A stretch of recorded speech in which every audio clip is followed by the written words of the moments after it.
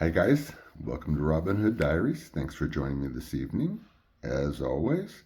Tonight I previewed and talked about last night, which was all about location shooting I did with my dad, sort of, on the, I don't know, west end of the country.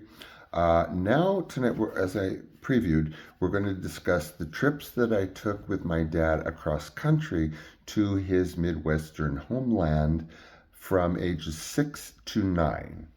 Okay, so these are trips that we took, obviously. Mom let him have custody for the summer. Um, and he very much wanted me to go out there at a young age to meet who I could that was still alive. And then I went back at about 9, and then it was kind of a whole different, more kind of extensive trip. In order to put this, again, all my stuff into context, this has to be said. And I may kind of, show you this a couple times just to reinforce the truth of it. So, one of the places that we used to go to, or stop, visit, whatever, and see relatives at, is where my father was born. Everywhere you look, from Wikipedia to IMDb to articles to actually an award winning documentary, San Diego Film Festival, I think, that sort of was very much centered around him going to, back to his where he was born, which was in Illinois, not Iowa, not Estherville, Iowa. So for the record, everybody, please, Wikipedia, forget it. All I can do is this. This is his original birth certificate. This is my dad's original birth certificate from 1930. You can see it's all crumbled and everything. Now, as you can see, he was born in here in Illinois, right? Lenox Township, Illinois. So Illinois would be his birthplace. And so he was born, in Alexis, Illinois. Alexis, Illinois is 8 miles from Lenox Township. So this is where he was born, early, time, and we have relatives in Alexis, and whatever. I mean, what else can I do but show Wikipedia and the world this? It's not Estherville, it's Alexis, Illinois. Now, Alexis, Illinois has remained so small for so long. In 1930, the population of Alexis, Illinois was 700. When I visited Alexis, it was the times I was there was the population was between 7 and 800, or yeah, closer to 800. I googled it today. The population is 900. So from 1930 to today, it's grown 200 people. So again, when I first went there, there was scarcely 700 people. Anyway, whatever, just context again. I have or I guess Soleil and I have my great aunt Jackie there, my dad's aunt, who we stayed with. And it is so small, there is barely a main street. There's just kind of like this street that goes in the middle. There's one coffee shop, and which is where kind of everybody goes because there's only 700 people. But I was there. We stayed with my Aunt Jackie. Everybody clustered into the cafe or coffee shop because, of course, wherever my dad was, there was a crowd, or soon to be. So I got to meet a couple of our relatives there. I got to meet them at where he was born. So my father's father died a tragic car accident before he was born. So this is again Alexis, Illinois. In and around or following that time, he relocated with his mother to Estherville, Iowa. Then that's where they settled, was in Estherville, not Illinois. There's Iowa and there's Illinois. So having settled there, he had two stepfathers there. Now, one of them he had a half sister from. I don't know which one it is. And Carol, please, I am so sorry if it was your father, but one of them was quite abusive to my grandmother until my dad was 14 and basically stepped and said, okay, this isn't happening anymore. So I believe that was Carol's father, but again, I am so sorry if it is not or was not. Carol would be his half sister, our Aunt Carol.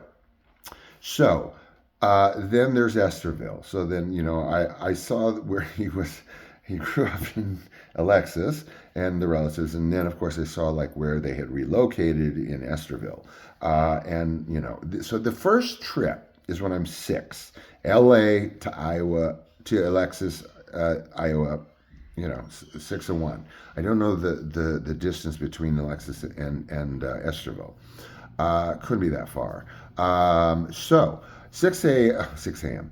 Lots of 6 a.m.s actually doing that trip. I was 6 years old. This trip was our first cross country. Again, my dad, it was like I said in the thing, it was like eat our dust, like we're through being cool.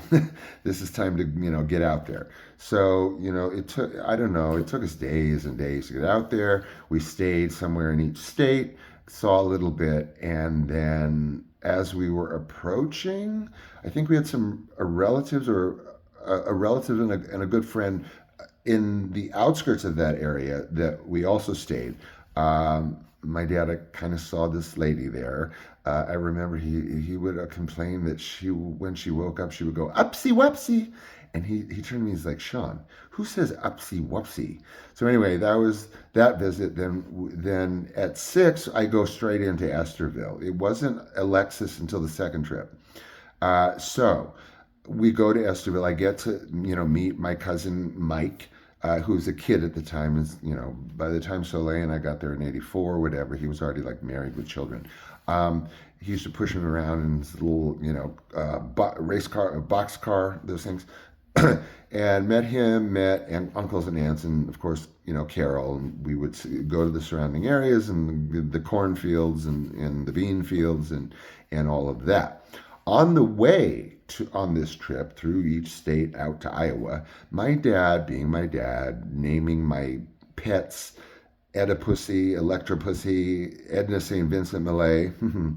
So he teaches me Macbeth on the way with the goal of, by the time we reach Iowa, I can recite Macbeth's soliloquy from Macbeth in the end. So he worked on this with me all the way to Iowa. I got it. My dad actually taught me to read. He would, on Sunset Boulevard, he would point out like billboards and say, "What is that?" And I was like 3. So 6. So by the time we get to Iowa, I have the soliloquy nailed. I can recite it for you. I've always been able to recite it like boom on a dime. So then we're in Estherville, of course, visiting whatever. And very early pictures I remember at that place on the outskirts.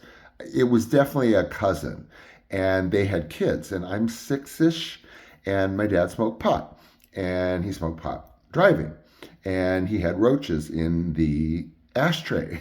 So I brought my little second cousins or whatever out to show them these things that my dad smoked that were in the ashtray.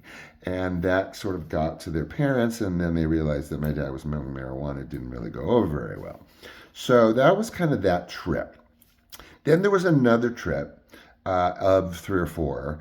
I was like 8.5, 9, I want to say, in and around there. 9.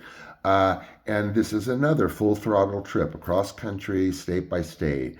This time we went straight to Alexis, stayed with my Aunt Jackie, where he was born, saw where he was born, where he was living, and his mom. And I didn't see my grandma, but she was long dead of leukemia at 50, which is really sad at 50, so young. So, then my dad went on to, he married some woman at 25. None of us know who she was. Then he went to the East Coast soon afterwards and had a son with another woman in Summerstock that he was performing with. That son never knew him and had 3 sons, and it's kind of wonky over my dad's side. Luckily, they were able to reach out to me finally, and I sort of helped put all the pieces of the family together. So the 9-year-old trip. So again, same haul. But my dad and I by now are kind of a little bit older and more familiar with each other and our proclivities and tastes and all kinds of things. So of course I grew up with nothing but antiques all around me, like Art Deco, pop art, and Art Nouveau. So when we would go across country, we would stop at these estate sales, like kind of like estate sales or like those people that kind of keep their whole house like an estate sale kind of all the time or a garage. These were out in the middle of nowhere. And my dad, obsessed with antiques, would go and sometimes you would find like, oh my God, they have no idea what they have. So he would tell me, don't tell them that something looks like what it is. Because I knew what a Tiffany was. This was 8 or 9, a Tiffany lamp. And I knew if something looked authentically Art Nouveau, because I knew that the fake Art Nouveau looked more like a chocolate bunny. It didn't have the details. So, but he always tell me, don't let on that we have found what we found, even if it's me or you. If it's a Tiffany lamp, I don't want them to know that I know, so that I can bargain or not tell them that what they have. I don't know. So we got a couple things that way. I followed the rules. Then I started wanting to collect. This is now when we're in and around Esterville. We've arrived, we left Alexis, and I told you all about that. And then this is the 8, 9-year-old trip. But then I wanted to collect antiques too. So I decided my collection was going to be antique glasses, eyeglasses, and antique phones, receiver phones.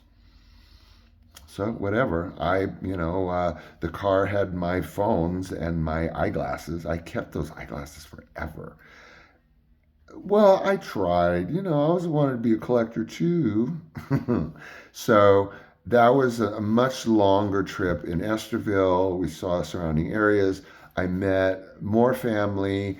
Oh God, some of them would have these like bunker, like they would turn their basements, which were basically tornado shelters, into these like cocktail lounges, like where you see like the angel peeing rum, into somebody's cocktail. And oh my God, the memories with my cousin Mike and my Aunt Carol, and in Iowa, not in Illinois, where he was born. See, we're going to remind ourselves my dad was born in Illinois, in Lenox Township, which is 8 miles from Alexis, not Esterville. Wikipedia, IMDb, hello. No more propaganda, please. So, that was really it. Like I said, the second trip I was older. I could absorb more. I remember on the first trip that my dad had weird ideas sometimes. And my great grandmother was still alive back then, but she was like really hanging on in this rest home. And she was very skinny and clammy and like not very healthy looking. And he made me get in bed with her. I mean, not, cuddling, but he made me get in bed with her so he could take a picture. Thank God I have never seen that picture. I saw it once and it has since disappeared. Thank goodness. Because it was very bizarre. It was like, I don't know. What to compare it to. But anyway, so that was 6, then 9, 8. Then there was a trip with my sister much later. She was young and it was 84, whatever. So that's kind of it. Me and my dad, personal trips, family trips to Iowa and Illinois. And then there was other trips, but that was just our trips. So they were very special to me, and the memories are carved into my mental plate forever, and I'm happy for that.